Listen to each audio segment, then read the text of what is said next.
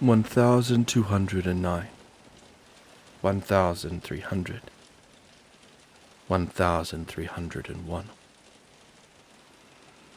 Hey, brother.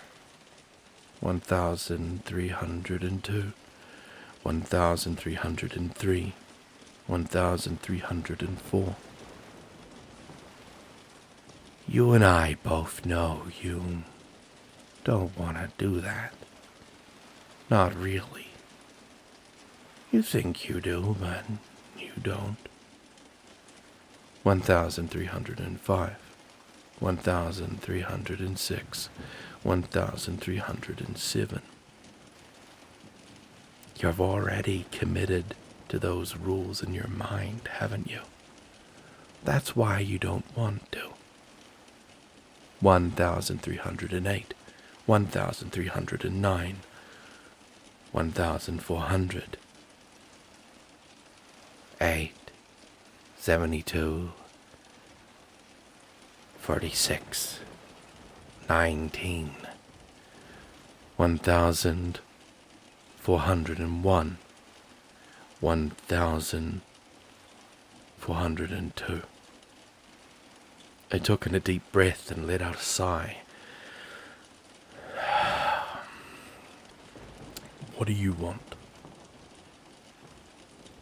Is that why you're being so curt with everyone? Because you know you'll win eventually. No, I just don't feel like talking. Yeah, alright, sure. 1, 2, 3, 4. You're being selfish, you know. They're all hurting just as much as you are. I don't know what to say to them. He sighed. I don't know why you so often willfully misunderstand me. I mean, you're being selfish by counting those dots. They'll be fine. You've been shut up in this room for months now. You're basically already gone, and they clearly are not fine. Ethan tiptoes around you now. Bear is so lost she barely knows how to talk to you anymore. Jan's worried sick about you. They don't know what I'm going through. That's a load of crap. I loved her. So did they. Not like I did. Ah, shut up, Joe. Don't act like that drop of a girl meant a damn thing to you in the ocean of women you've been with. She was another Sarah to you. Just some chick you used to numb the pain from Rose. I'm sick of you. Yeah, and I'm sick of you too. Always just wallowing in your guilt and then acting like someone owes you something for the mistakes you made. You know you should just keep counting those specks on the ceiling. Maybe if we're all lucky, you'll finally figure out how many there are. I reached behind me to my stuff, snatched up one of my shoes, then threw it in his direction as hard as possible. However, by the time I had turned back, he was already gone and the boot slammed harshly into the wall with a loud thud. A second later, a concerned Jan peered into the room. Joel, is everything okay? We heard a loud bang in here. I turned to the door, and upon seeing Jan's dismay, my rage quickly disappeared. Yeah, I'm fine. Just thought I saw a spider on the wall, I said, pointing to the boot. I thought you always put them outside, she asked.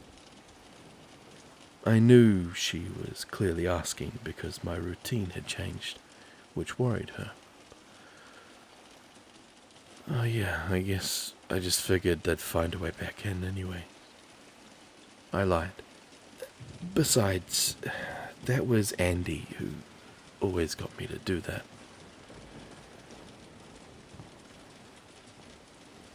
Jan could hear the solemn tone in my voice, took on and stepped into the room, taking a seat next to me. She smiled as she stared at the floor. Too scared to do it herself, but sweet enough not to kill them.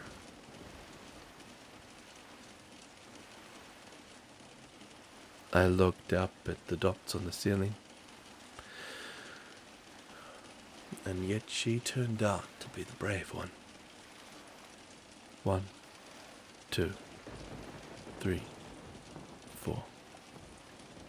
Jan frowned and nervously picked fizz from the blanket that she sat on. You should join us. We're all having a fun talk. Even Mark came out. That's alright. I'm not feeling the best. Maybe I'll do it later. Joe, you haven't come out in a long time. Everyone is worried about you. You mean you are? Yes, Joe. I am a part of everyone. I care about you. I just don't want to see you end up. End up like what? Like Larry? She shifted in place. No, things are already miserable enough in here. You don't need to make things worse for yourself.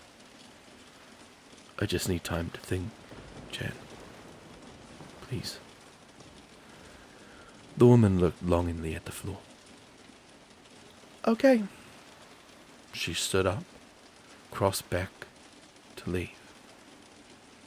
With her hand on the knob, she turned back. Hey, Joel. Yeah. We all love you.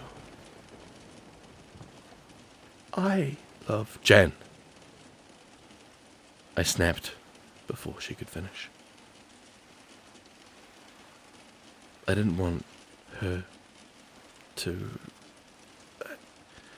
I couldn't handle hearing it, especially when I was so close to figuring out the dots.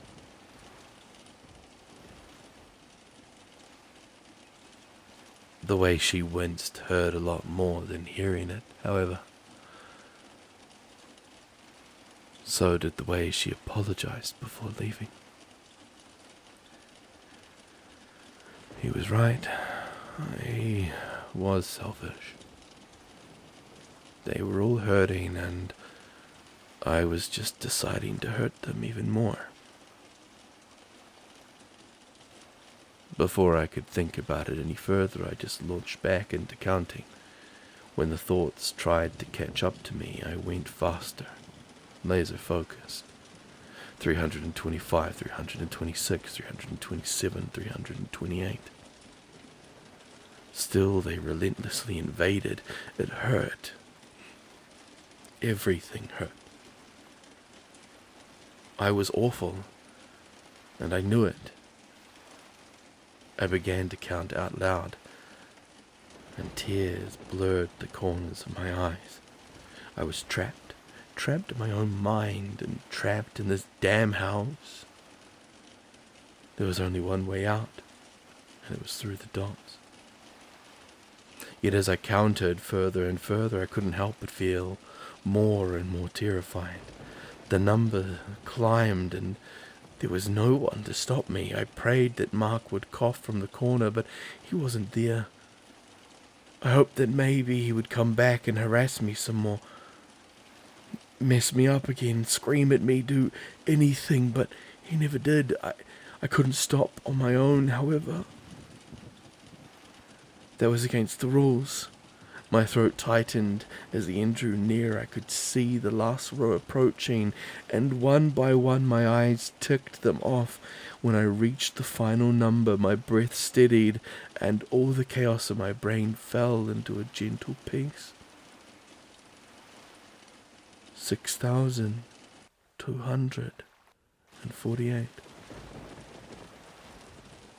That's how many dots were on the ceiling. And now I knew for sure.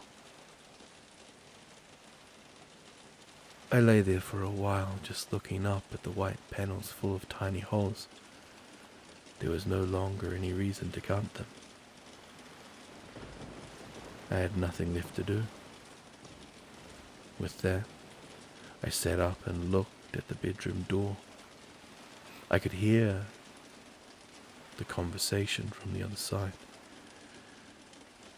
It sounded happy, content. I remember being glad about that. I wanted them to be happy and content. I stood up from my spot and stepped over to the door, placing my hand on the handle. I hesitated for a moment.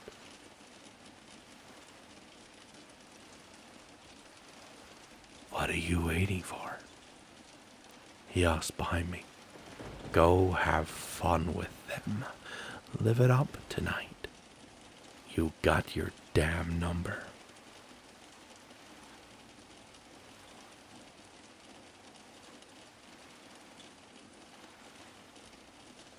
When Daniel and I set out into the house, we were always on alert. Every step, every corner, we were always listening and looking out for any danger. The same was true for when Bear and Ethan caught up to us. None of us knew what to expect below the house. And the one thing we did know to expect was a creature that no one could possibly imagine. We didn't care to find out what else could be down here. After a few months, however, we had gotten somewhat used to navigating the halls, rooms, and sprawling structures. We knew when to be quiet and when to move slow, when to rest and when to hide. In between, however, we got comfortable talking to one another. It really did help to pass the time, and an odd wonder came with exploring the intricate structure and seeing all of the strange places that ended up here. Yet traveling through it for so long in silence would be enough to drive anyone insane, even with taking breaks and stopping. Without Daniel, though, no one felt like talking. We shuffled through the encroaching roads of unknown structures like wandering husks, chasing the flame of an exit with no idea how to get there.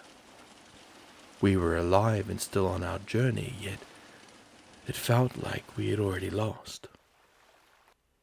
Daniel didn't need to die.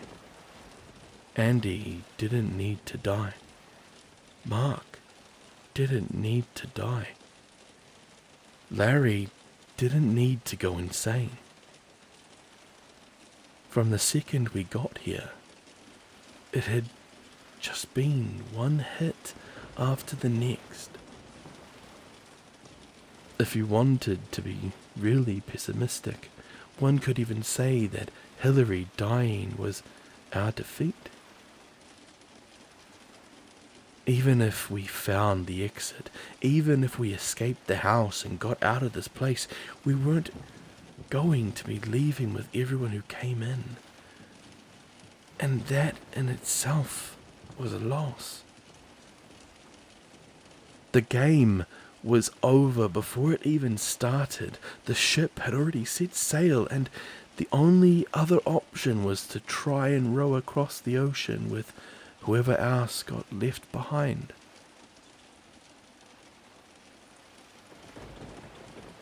These were the thoughts that haunted you as you travelled through the musky, mould-ridden maze. It was that, or constantly thinking about what horror you may face next. I always opted for the former, less stressful that way. I thought of Andy a lot, as I often did. This whole time we had thought there was only a couple of rooms below us and that she had died, when all the while she was venturing through an impossible space entirely on her own. I wondered how many of these same rooms we had come across, how many times she had narrowly avoided danger. I thought about it all of the moments she pushed herself onwards, even though she had no clue what lay beyond the next door. At least we had reasonably solid proof that there was an exit. She was going on nothing at the time, just a broken promise and a radio broadcast. I wondered if she'd ever thought of me. When we stopped to rest at one point, I reached into my pocket and pulled out the old note she had left me. It was so wrinkled and waterlogged that it barely was even recognizable. After debating for a long time, I opened it. I needed to know if the words were really the way I remembered them. The familiar writing was gone, however. Just smears of ink and grains of pulp.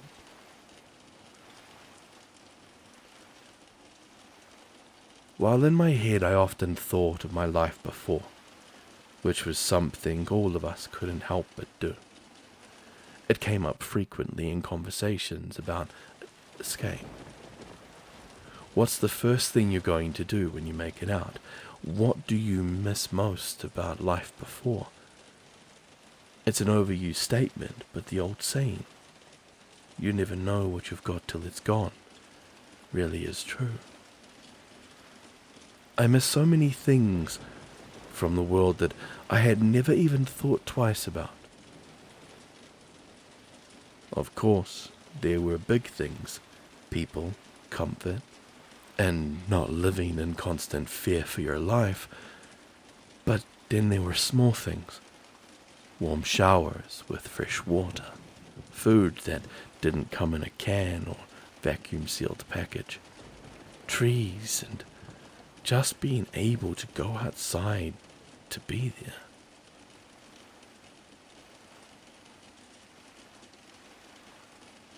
The thing I missed the most of all was the night sky. It was so beautiful and intricate, and in Arkansas, you could see so many stars. On full moons, the whole countryside would be lit with this gorgeous dim light, and I would just sit there for hours with Rose, talking and laughing, holding her, not worrying about anything in the world. I also sat out with him a lot when we would talk. We would sneak a beer from his stepdad, climb out the window and sit on the roof just looking up and thinking about the future. You think we'll stay in touch as time goes on? He once asked. Yeah, man, of course, why wouldn't we? I don't know. I see a lot of friendships fall apart after high school. I just don't want that to happen. It won't, dude. You've been my friend since like 5th grade. There's no chance we would just move on from that. I care about you too much to lose you. Yeah, he smiled. I guess you're right. It's funny how thoughts can chain together and pull you into a whole new one. like how recalling fond memories of people you once knew can dredge up negative ones. The night I sat beneath the moonlight alone with Rose, looking up at the stars with tear-filled eyes. The day that he had told me he never wanted to talk to me again. I think back to that night on the roof, mainly due to the question he asked me. It seemed so obvious, so true. I wasn't lying when I told him we would always be friends. How could I be? I didn't know the future. I didn't know what I was going to do yet. If I had known, I would have told him then and there that he needed to get far away from me. That I was bad for him, that I would only hurt him in the long run. Maybe my answer wouldn't have been a lie, if only I had a little more self-control. If I hadn't been such an emotional wreck, if I hadn't been such an awful person, if I wasn't such an awful person.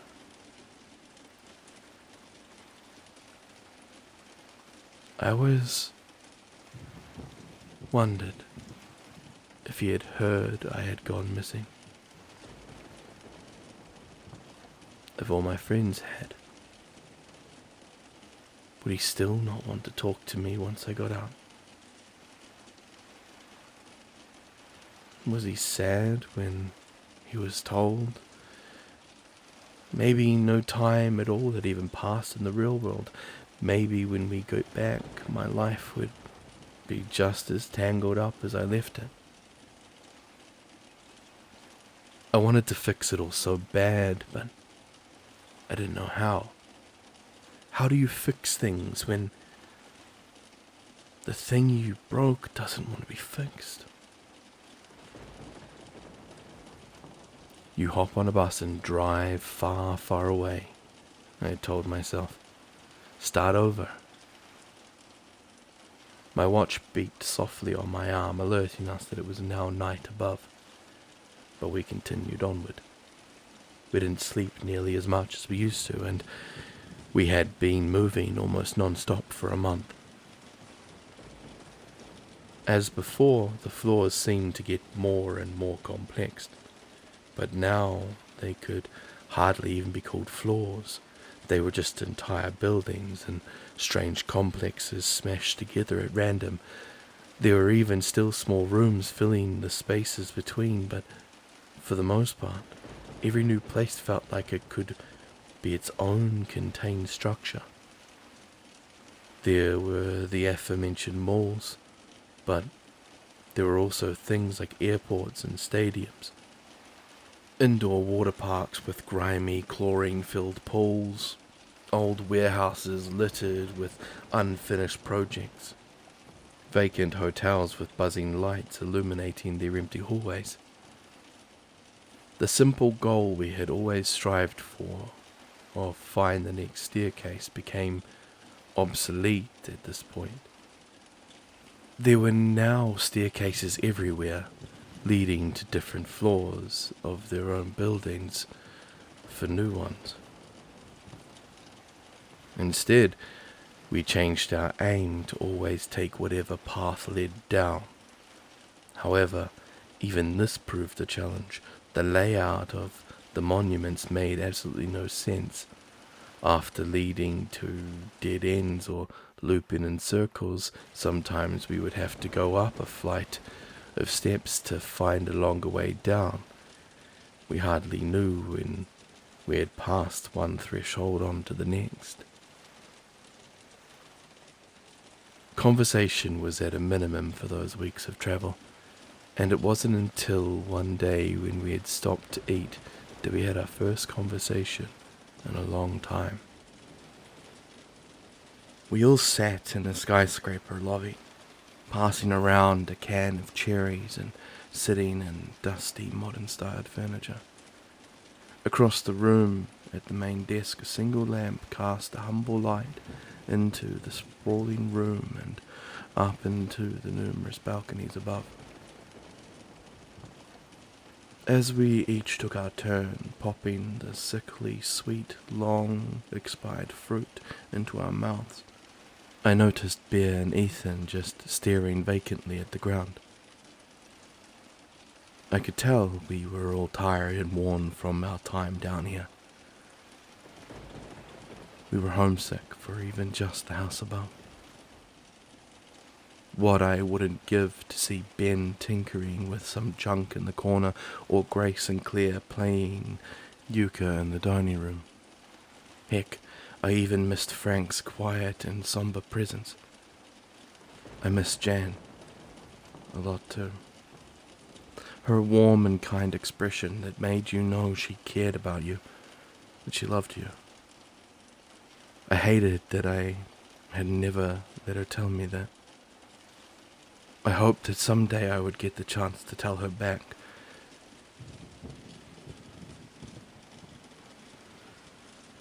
How are you guys holding up? I asked, forcing my stiff throat to make a sound. Bear and Ethan looked up at me like I had just spoken another language. To be fair, it was a question nobody had heard in a while. None of us had been okay, so why bother asking? After a moment, however, Ethan responded. I'm alright. I think, I mean, everything still really sucks, but, yeah, I'm okay. I'm okay too, Bear said, offering a very half-hearted smile. Good, I said. I'm glad. Are you? Yeah. Good. Yeah.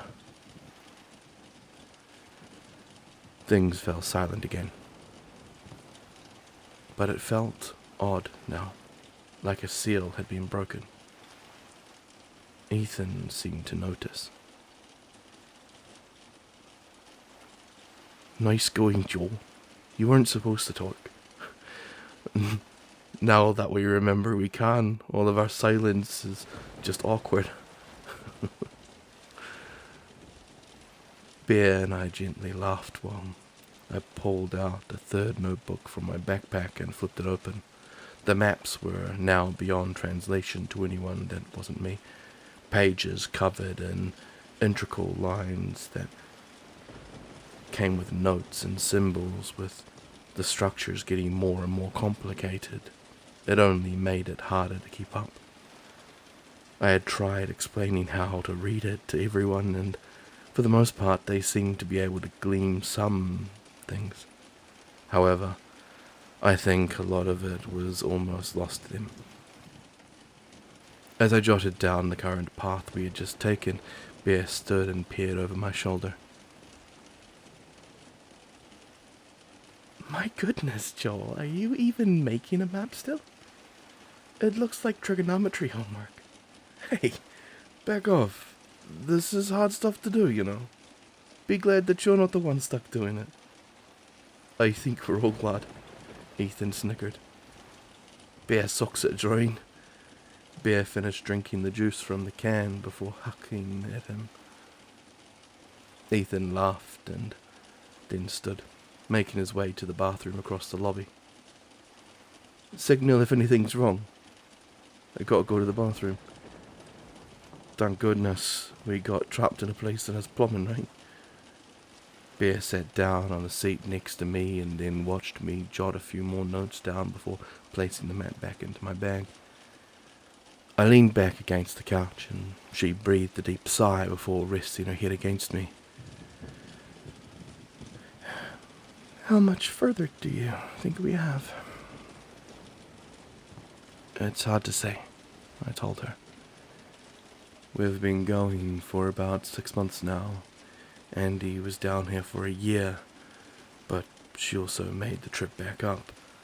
Plus, we don't know what kind of challenges she faced. If we've had this many adventures down here, I can't imagine what she must have gone through. Bear shifted uncomfortably and pushed closer to me. Yeah. What's wrong? Nothing. I'm fine. Bear, what's wrong? Nothing. I want to go home, Joel. I could tell that wasn't really what she wanted to say. But we're all still emotionally tender, and I didn't want to push anything. Instead, I changed subject. How come you never told me you had a sister? I don't think I remember ever telling you that. Well, technically you didn't, but you mentioned her during Dan's memorial. Oh, yeah. I forgot about that, she said distantly. I do. A half-sister. You excited to see her? I felt her shake her head. I mean, I am. I loved her, but I don't think she'll be too happy to see me. Not wanting to rehash the conversation with Daniel about his wife, I pulled back a bit. Oh, I'm sorry that I brought it up, yeah. No, it's okay. It's good to think about. I think we've been in here so long that I kind of put off thinking about my actual life, in case I never got back to it. Ain't that the truth? I muttered. I really screwed her over big time when we were younger. How bad is this big time? Bear began digging in the back of her hand with her nails. Well, when she needed me most, I kind of left her. Then she got really hurt because of it, and I wasn't there to stop it, so now she blames me, which she's right to. It was on me. I watched her dig her nails harder into her skin and slowly reached my hand up and covered hers. It was trembling and warm, and she instantly parted her fingers, allowing me to lace mine with hers. I never got to apologize to her, telling her that I was sorry for not being the big sister I should have been. You'll get the chance, Bea. When we get out of here, you'll get the chance. She chuckled darkly at my remark. If we get out of here. And besides, she'll probably be more mad at me. All of my family probably thinks I just ran off. She went silent for a second, and her hand went still. I squeezed it and turned my head to the top of hers and softly kissed it. I'm sorry, Bea. How come you've never talked to me about any of this? She shrugged. I was afraid to. I don't know why. I just was. She lifted her head and looked at me. But I'm glad I did now. I like talking to you, Joel. Even when it's about shitty things, it makes me feel better. I'm glad you did too. I always love talking with you. I feel like it's been a while since we've actually gotten to. Bear chuckled. Yeah, that's true. Pretty much since we left. Oh man. That's true. Gosh, once we get out of here, I'm taking you out and we're gonna have a long conversation. She raised her eyebrows. Are you asking me out, Joel? Because that sounds like a date. My face must have turned bright red. What? No, I just mean, like, Bear laughed and shoved my shoulder. I'm kidding. Calm down. I smiled and laughed with her, but her expression grew sad once again as the joy died down. Hey, can I ask you for your opinion on one last thing about my sister? Yeah, of course. What is it? Well, it's kind of weird. I just wanted to know if you thought so too. What? Well, Beer. Never mind. Oh, come on, just tell me. No, you think I'm crazy. Beer, please. Now I'm just worried. What's going on? She took a deep breath and stared at the floor. Well, it's been going on since around when we first got here. I don't know if it's just guilt or if I'm going insane or what, but, well, I still see her. My sister, I mean, like, I see her all the time, but she's obviously not really there. But I can see her clear as day, and she always says awful things to me, and it's weird, Joel.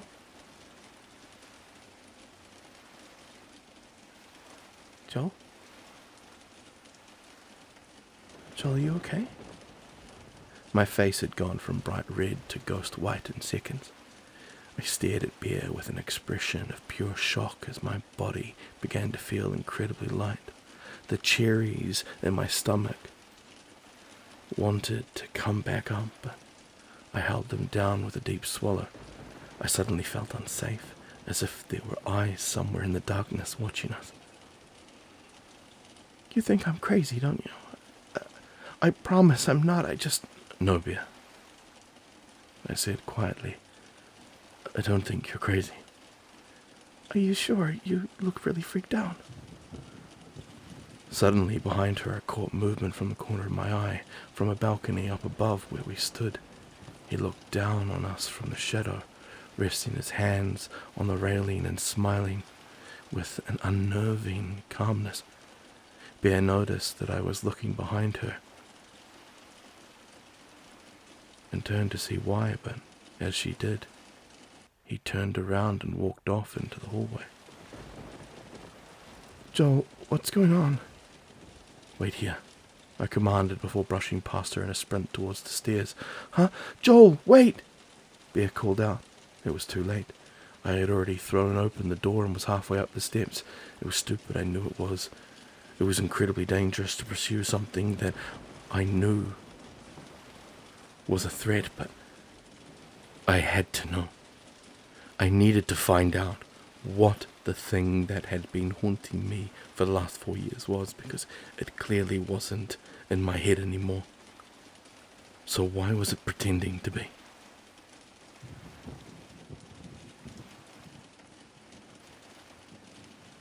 Kia ora te whanau, Grimm here. I hope you've enjoyed today's video. This is part 2 of part 15, or 15.2 as I like to put it. As I said last week, this has been recorded in 2 parts, primarily because the total amount would have been over an hour, and I just wanted to see if maybe breaking it down into smaller increments would make it easy for you guys to digest. Let me know, okay, if you like this, or if you prefer it to be one whole video. It would make things a bit easier for me to just future plan for you guys, make sure that I'm getting what you want, when you want, and also keeping the ball rolling. There may be a second one of these where I break them down into 2 next week, just because I haven't yet had a response from you guys, because this is 2 weeks in the past. So bear with me. Once I get the feedback, if I get feedback, I'll change. If not, then where appropriate, I'll break the parts down to make them a little bit more digestible and easily recorded. Look, I'm not going to drag this one out. I know I did last week. I said a lot of shit, and I apologize. I'm just going to be straight to the end for this one. I hope, as I said earlier, you've enjoyed today's video. Please let me know in the comments if there's anything you would like me to adjust, be it sound or things like that. As always, be safe wherever you are, okay? Have an amazing night or day, and I'm Grimm, and I'm, well, signing off.